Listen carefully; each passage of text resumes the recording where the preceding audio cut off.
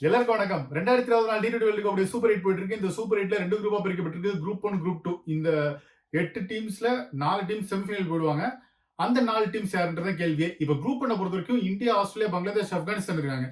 இதுல இந்தியாவும் ஆஸ்திரேலியாவும் கிட்டத்தட்ட உறுதி ஆயிடுச்சு. 99% அவங்க செமிஃபைனல் போறதுக்கான வாய்ப்பு இருக்கு. ஏதாவது மிராக்கிள்லாம் பெருசா நடக்குமா அப்படின்னா அது டவுட் தான். ஆனா குரூப் 2 பொறுத்த வரைக்கும் 4 டீம்ஸ் இருக்காங்கல்ல, அந்த 4 டீம்ஸுமே போவாங்களா அப்படின்ற ஒரு கேள்வி இருக்கு. யுஎஸ்ஏக்கு ஏதாவது ஒரு மிராக்கிள் நடந்தா உண்டு. ஆனா மத்த 3 டீம்ஸ் இருக்காங்கல்ல, சவுத் ஆப்பிரிக்கா, இங்கிலாந்து மற்றும் வெஸ்ட் இண்டீஸ். இந்த 3 டீம்ல 2 டீம் போவாங்க. சோ அந்த 3 டீம் கடைசி வரைக்கும் போராடுவாங்களோ அப்படின்னு தான் தோணுது. ஏன்னா இந்த 3 டீமுக்குமே இந்த சூப்பர் 8ல இருந்து செமிஃபைனல் போறதுக்கான வாய்ப்பு இருக்கு. சரி, இந்த குரூப் 2 உடைய செமிஃபைனல் சினாரியோ என்ன அப்படின்றத இந்த வீடியோல பார்க்க போறோம். இந்த சூப்பர் 8 குரூப் 2ல ஒரு முக்கியமான டீம் இருக்கு. அதாவது சவுத் ஆப்பிரிக்கா. அவங்க இன்னும் அன்பீட்டபிளா இருக்காங்க.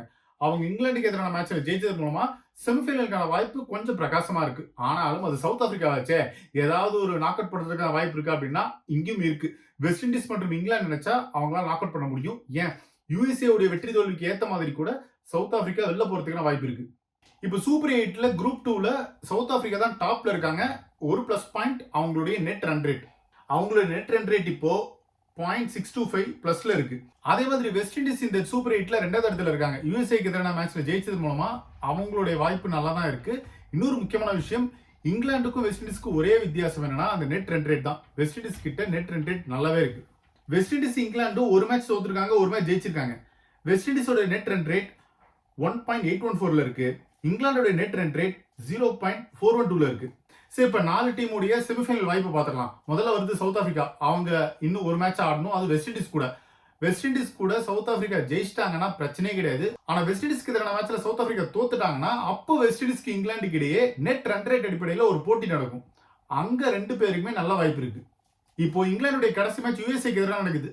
அவங்க அந்த மேட்ச்ல நெட் ரன் ரேட்டை கொஞ்சம் உயர்த்துறதுக்கான வாய்ப்பு இருக்கு. அதுதான் சரியான சான்ஸ்.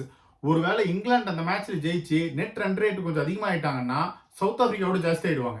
இன்னொரு பக்கம் சவுத் ஆப்பிரிக்காவோட நல்ல ரன் ரேட் யார்கிட்ட இருக்குன்னா வெஸ்ட் இண்டீஸ் கிட்ட இருக்கு. அதனால அந்த மேட்ச்ல சவுத் ஆப்பிரிக்கா தோத்துட்டாங்கன்னா நிறைய மார்ஜின்ல வெஸ்ட் இண்டீஸ் ஜெயிச்சிட்டாங்கன்னா கன்ஃபார்மா சவுத் ஆப்பிரிக்காவுக்கு ப்ராப்ளம் தான். சரி, இந்த சூப்பர் 8 குரூப் 2ல வெஸ்ட் இண்டீஸ், இங்கிலாந்து ஒரு முக்கியமான பார்ட் பிளே பண்றாங்க. அது சவுத் ஆப்பிரிக்காவோட சான்ஸை தடுக்கிறதுக்காக கூட வாய்ப்பு இருக்கு. அது எந்த அடிப்படையில் அப்படின்னு பாத்தீங்கன்னா நெட் ரன் ரேட் அடிப்படையில் தான். ஒருவேளை இங்கிலாந்துடைய கடைசி மேட்ச்லயும் வெஸ்ட் இண்டீஸோட கடைசி மேட்ச்லயும் 2 பேருமே ஜெயிச்சிட்டாங்கன்னா அப்போ இங்கிலாந்து, சவுத் ஆப்பிரிக்கா மற்றும் வெஸ்ட் இண்டீஸ் இந்த 3 பேருக்கிடையே நெட் ரன் ரேட் அடிப்படையில் போட்டி நடக்கும். சோ அதனால எண்ட் ஆஃப் தி ஸ்டேஜ்ல இந்த 3 டீம்ஸ்க்குமே 4 பாயிண்ட்ஸ் கிடைக்கும். அங்க நெட் ரன் ரேட்ன்றது ஒரு முக்கியமான பார்ட் பிளே பண்ண போது. அதனால வரப்போற மேட்சஸ் எல்லாமே முக்கியம் தான். இப்ப வரப்போற மேட்சஸ்ல வெஸ்ட் இண்டீஸ் சவுத் ஆப்பிரிக்கா கிட்ட தோத்து இங்கிலாந்து யுஎஸ்ஏவை ஜெயிச்சிட்டாங்கன்னா சவுத் ஆப்பிரிக்காவும் இங்கிலாந்தும் அடுத்த கட்டமான செமிஃபைனலுக்கு போயிடுவாங்க. அதே மாதிரி அடுத்த மேட்ச்ல வெஸ்ட் இண்டீஸ் சவுத் ஆப்பிரிக்காவை ஜெயிச்சு இங்கிலாந்து யுஎஸ்ஏ கிட்ட தோத்துட்டாங்கன்னா சிம்பிளான ஒரு கான்செப்ட், சவுத் ஆப்பிரிக்காவும் வெஸ்ட் இண்டீஸும் செமிஃபைனல் போயிடுவாங்க. சரி, இப்போ ஒருவேளை இங்கிலாந்து வெஸ்ட் இண்டீஸும் தங்களுடைய அடுத்த மேட்சஸ்ல தோத்துட்டாங்கன்னா யுஎஸ்ஏ கூட அவங்க டை ஆயிடுவாங்க. 2 பாயிண்ட்ஸோட எல்லாருமே இருப்பாங்க. அப்படி பார்த்தா இந்த 3 பேருக்கிடையே என்ஆர்ஆர் அடிப்படையில் போட்டி நடக்கும். சரி, இங்க யுஎஸ்ஏ செமிஃபைனலுக்குள்ள வருவாங்களா அப்படின்னா ஏதாவது ஒரு மிராக்கிள் நடந்தாதான் உண்டு. ஃபர்ஸ்ட் யுஎஸ்ஏ ஜெயிக்கணும். அதையும் தாண்டி மற்ற வெற்றி தோல்வியை கணக்கில் வச்சுக்கிட்டு தான் யுஎஸ்ஏவால செமிஃபைனலுக்கு போக முடியும். சுருக்கமா சொல்லணும்னா கால்குலேட்டர் தேவைப்படுது. ஏன்னா யுஎஸ்ஏ தங்களுடைய 2 மேட்சஸ்லுமே தோத்துட்டாங்க.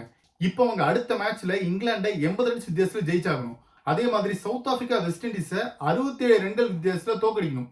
அப்படி செஞ்சா மட்டுமே யுஎஸ்ஏவால செமிஃபைனலுக்கு போக முடியும். ஸோ இந்த சூப்பர் 8 குரூப் 2 பொறுத்த வரைக்கும் உண்மையிலேயே த்ரில்லிங்கா தான் இருக்க போகுது. இது சவுத் ஆப்பிரிக்காவா, இங்கிலாண்டா, வெஸ்ட் இண்டீஸா, யார் முதல்ல இந்த செமிஃபைனலுக்கு போக போறா அப்படின்னு பொறுத்திருந்து பார்ப்போம். ஏதாவது 2 டீம் போகும். உங்களுடைய பார்வையில எந்த 2 டீம்ஸ் அந்த செமிஃபைனலுக்கு போவாங்க அப்படின்னு கமெண்ட் செக்ஷன்ல சொல்லுங்க. இது ஒன் இந்தியாவுக்காக ஆனந்தன்.